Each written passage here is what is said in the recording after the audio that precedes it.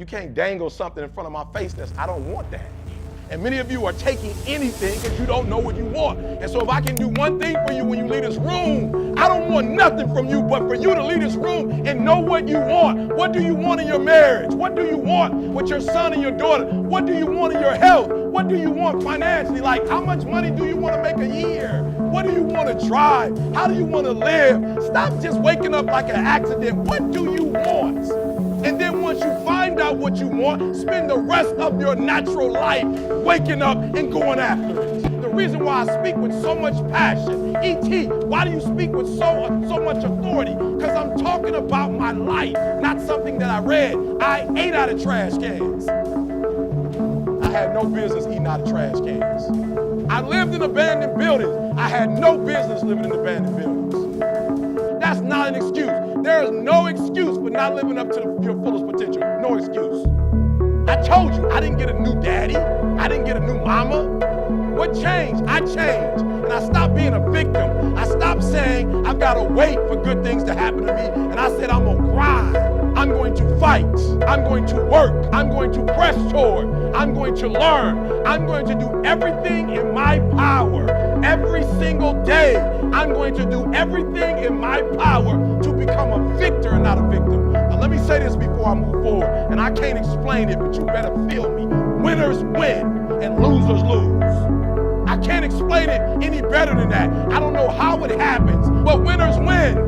And if you create a culture of losing, if you keep being a victim, if you keep letting losing happen to you, if you keep letting people do you and treat you any kind of way, it's going to become a culture. I can't explain it to you, but you better stop making excuses and find a way to win. Because once you start winning, you go from 1,500 to 3,000 to 5,000 to 7,000. You remember, see? From 7 to 10. Nothing changed. We're still in the basement. We don't have a building. We still use the garage for all of our products. We don't have business cards. We don't have a 5-year plan. We don't have a 3-year plan. How do you do it then? We wake up and grind. Winners win. I focus more on winning than I focus on structure. I focus on winning. And when you become a winner, they start seeing you with winners. You get from being a loser, low self-esteem, doubt, and fear. And if you can find your way on this side, guys, it's sweeter on this side. You know what's so funny? We want people to make guarantees to us, but we're not willing to make guarantees to ourselves. No, bro, I'm gonna say it again. Like somebody gave you a guarantee, $30, 30-day guarantee. In 30 days, if you don't make what they told you was gonna make, in 30 days you got an attitude, you want your money back. But you've never demanded your money back from yourself. You've never looked at yourself in the mirror and said, you let you down. Until you get to that point, you let you down. You're not brave enough. You want to put it on somebody else. The reason why I'm not successful is because of my boss. Have you ever looked at yourself in the mirror and said, I'm not getting up on time. I'm not going to work on time. I'm not putting in 120% when I'm at work. I let me down. And when you get to the point where you can say you let you down, I don't care. Listen to me, no disrespect. I have standards. I have values. I don't care how much you pay me. If I speak at an elementary school for $300, I chose to do that. For $300. If I chose to speak at a prison for free, I chose to do that. And I will not go in there giving those prisoners less than what somebody pays me $100,000. Why? Because I value myself enough to give 120% or don't do it. That's the problem with some of you. You always want to blame other people. You want to hold other people to the fire, but you're not holding yourself to the fire. You just said you're giving 50%. You owe you an explanation. You owe you an explanation. You need to look at yourself in the mirror and say, why are you only giving 50%? What's wrong with you? You need to put yourself on punishment. You need to tell you no more TV, no more snacks, no more desserts, no, we working out now. No more alcohol, not right now.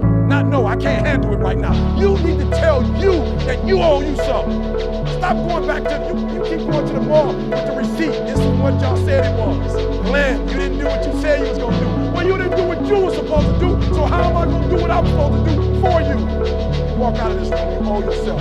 I didn't get here making excuses. So what, my father, what my life? The truth of the matter is, he ain't never coming to my life. So what, I'm gonna wait for the rest of my life for my man to come? He ain't coming. I live in America. I'm an African-American male. They don't treat us the same. It's something called racism. I ain't gonna cry about it. It's probably gonna be racism to the day I die, but I'm not gonna cry about it. I'm still gonna be a millionaire. I'm still gonna be one of the top motivational speakers in the world. No, I didn't grow up on that side of the town. No, my mama don't have no network. No, I don't know a whole lot of people. No, I'm not at a country club. No, I don't play golf, and I don't plan on playing no time soon. But I'm still gonna be successful. I'm still gonna get to where they are. Why? Because I owe it to myself. And can't nobody stop me but me. And you need to get rid of them excuses. You need to stop pointing fingers at people. And you need to start pointing fingers at yourself. What did you not do?